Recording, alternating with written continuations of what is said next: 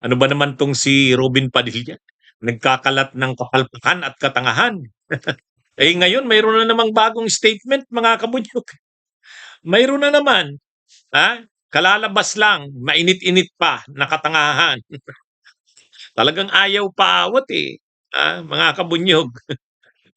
Ay talaga, ah, talagang itong si Robin Padilla, hmm, ano ito, tungkol ito dun sa ano, sa impeachment. Yung tungkol dun sa witness kay, John Mark Calilong, hmm. Eh, ay 'di ba ang tindi nga ni Robin Padilla diyan, mga kabunyog, ang tindi ni Robin diyan. Itong si Robin Padilla, alam niyo ba nung isang araw, yung, witness doon, yung, expert witness na galing sa NBI, talagang ang tindi ni Robin do'n, mga kabunyog.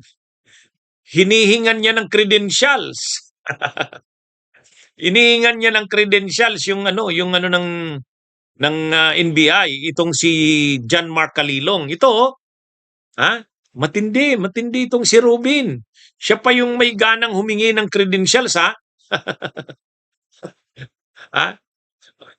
Siya pa yung may ganang humingi ng credentials. Itong si Robin, mga kabunyog. Kaya, hmm, ayan oh, sabi diyan ni Robin.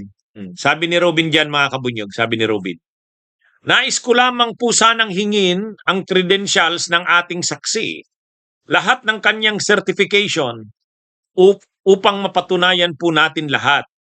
Sabi ni John Mark Calilong, yung witness, I have here, sir, my certifications during the time of my investigation, Your Honor. Sabi ni Robin Padilla, ibigay na lang po siguro sa atin. I-submit na lang po. Matindi, ano? Ha? Iba na lang sana. Ha? Hindi na nahiya, Ha? Ah, ano ito mga kabunyog? Um, hindi na nahiya si Rubin na siya pa yung may ganang mag-raise ng issue na yan tungkol sa credentials nung expert witness. Ay si yung expert witness na yan, 30 times na pala yan, 30 beses na, 30 na beses na naging testigo, expert witness. Pag mga isyung ganyan tungkol sa mga cyber crimes, 30 times na siyang naging testigo. Ibig sabihin, wala nang kaduda-duda ang expertise niya sa linya na yan. Tapos itong si Robin Padilla, sabi niya, nais ko lamang po sanang hingin ang credentials ng ating saksi. Matindi, ano? Matindi mga kabunyog. Hmm? Akala mo naman, siya mismo ay matindi rin ang kanyang background. Ha? Alam nyo, diyan mo naman hahangaan si Lito Lapid eh. Kahit naman ganyan si Lito Lapid, hindi naman tulad nito ni Robin Padilla. Anong sabi ni Lito Lapid? Ako bilang Senator Judge, makikinig na lang ako. Manunood na lang ako. Titimbangin niya daw ang mga argumento, mga ebidensya, testigo, saka siya magde-decide sa bandang huli. Itong si Robin Padilla, matindi sabi ni Helen's Vlog Official, that's why he no longer has what is called shame. Wala na nga, walang kahihiyan na. Imagine niyo siya ang magre-raise ng issue ng humihingi siya ng credential ni John Mark Calilong, yung expert witness. Sa lahat pa naman ng Senator Judge, si Robin Padilla pa ang may lakas ng loob na raise ng issue ng credentials ng expert witness. At ano pa, talagang sabi niya, pakisubmit ng credentials. Ay, mga kabunyog, mga kababayan. Ay, ano ba ito? Ano na itong nangyari sa bansa natin? Magre-re-election yan sa 2028, mga kabunyog. Magre-re-election yan. Kung magkamali nga, baka pag hindi nakatakbo na si Marcoletang Vice President ni Sara or ng kandidato ng Duterte, ito ang ipapatakbuhing Vice President. Siyempre, ano yan? Top notcher yan. Top notcher yan sa pagkasenador noong 2022. Kaya para sa mga DDS, malakas na panlaban nila yan. Hmm?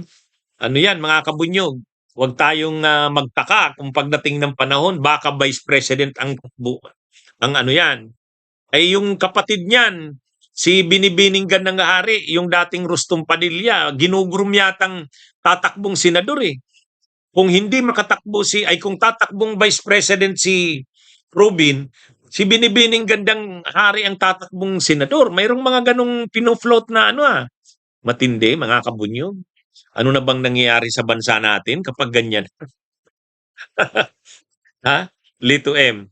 Teddy Espinosa, anong tingin nyo sa bansa natin kapag ganyan na, RC Yumang? Ha? Kaya really stupid. Matindi ito.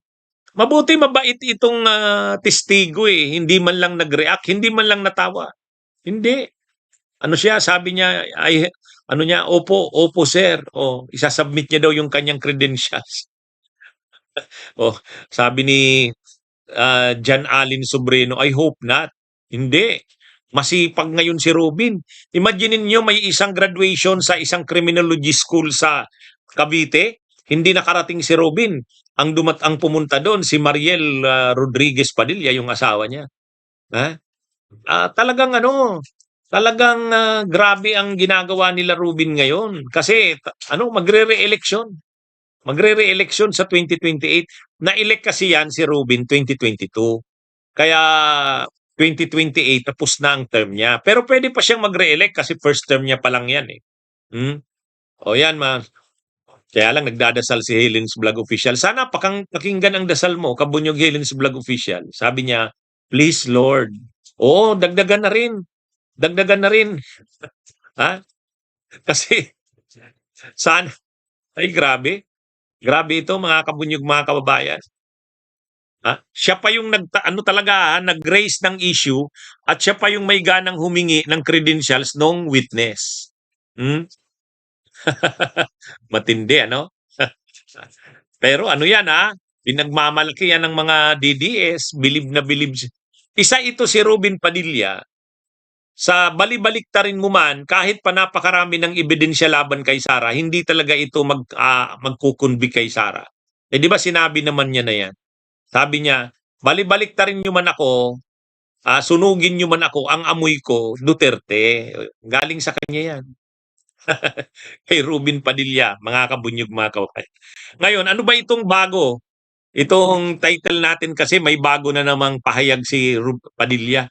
Ito mga kabunyog, ayan, yan ang bagong pahayag ni Padilla. Oh. Ayan, tingnan nyo. Anong sabi ni Padilla dyan? Ang sabi ni Padilla, sabi ni Padilla dito, ito ngayon lang, kalalabas lang Oh, di ba? Anong pitsa ba yan? Ako ay 40 years old na, ako ay 40 years na sa paggawa ng politika ay ng pelikula at television. Well, mali-mali ako Mula sa old school hanggang ngayon sa technology, isa lang ang laging source ng lahat ng copy, raw file, the original. Yon ang laging basihan, hindi ang duplicate file. Yon. Ngayon niya yan sinabi, July 9. Bakit niya yan sinasabi, mga kabunyog, mga kababayan? Ang issue kasi dyan, ini-insist niya, ay di ba si John Mark Calilong, yung NBI special agent, siya yung nag-download. Ganito, para mabuo natin yung kwento niyan. Ay di ba si Sara Duterte nag-press con. November ba yon? November 23, 2025. Nag-press con si Sara. Ang umattend doon sa press con niya, karamihan doon mga vloggers ng DDS. Saka yung mga supporters ng DDS, mga 40 katao yata yon. Mayroon din dong umattend na media, pero yung mga, syempre yung syempre yung SMNI. So ngayon, doon si Sara Duterte nagsabi nung kanyang, mayroon akong tao ng kinausap na kung may mangyari daw sa kanya, ang instruksyon niya daw doon sa tao, patayin din si PBBM, si Lisa Araneta at si Romualdez. Yun yung controversial na video. Ngayon, ang ginawa ng ang ginawa ng NBI, dinownload yon. Ang nag-download nun ay yon, yung present kahapon.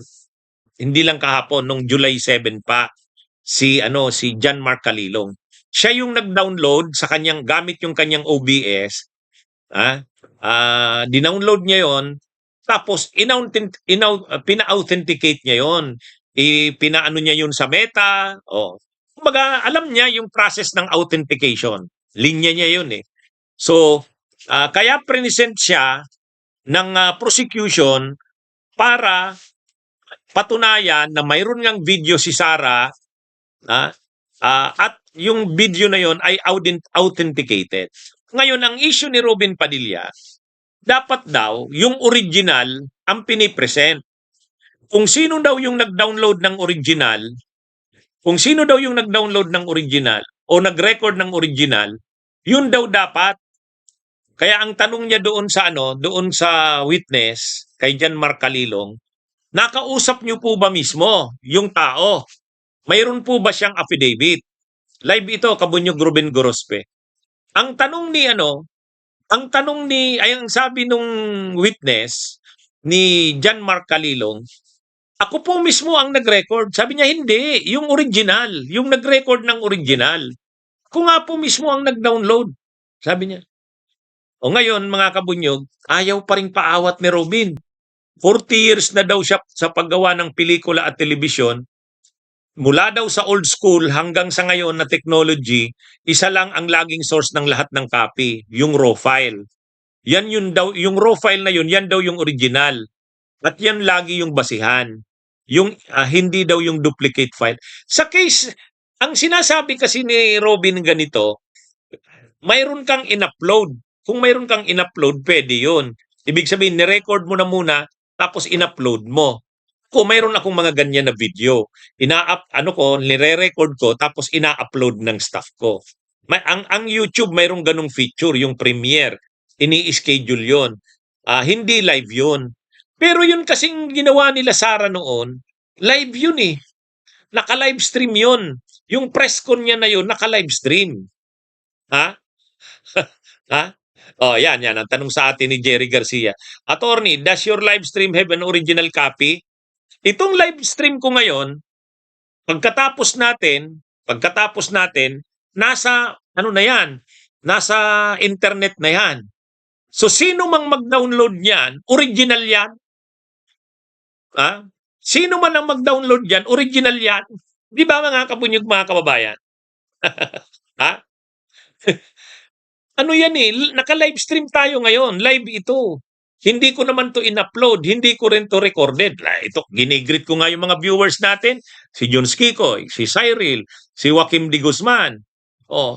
So ibig sabihin, walang raw file dito na sinasabi. Yan sinasabi ni Robin, may raw file daw. Wala tayong raw file dito. Naka-livestream tayo. Pagkatapos nito, accessible na ito sa internet. Pwede nyo na itong i-download sa Meta, sa Facebook. Pwede nyo na rin itong i-download sa YouTube. Yan yung Ngayon, pag dinownload yun, original yun.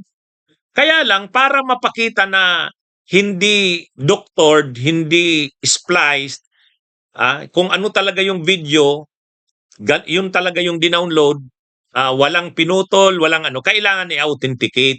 Yun yung ginawa nung expert witness. Pinatutunayan niya na siya ang nag-download, walang ginawa doon. Walang in-splice, walang inedit, wala. As is yun. At pinatutunayan niya yun, at may authentication din galing sa Meta. So yun yung hindi kumbinsido si Robin. Ang sinasabi ni Robin, dapat yung nag-record daw ng press ko na yun ni BP Sara, yan daw yung kausapin.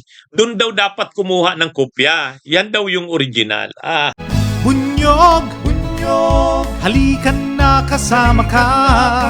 Bunyog, kapag buklod ay may pag-asa. Luzon, Visayas, Mindanao, isa ang pananaw. Sa bagong Pilipinas ang bunyog isisigaw. Bunyog, bunyog. Diyos.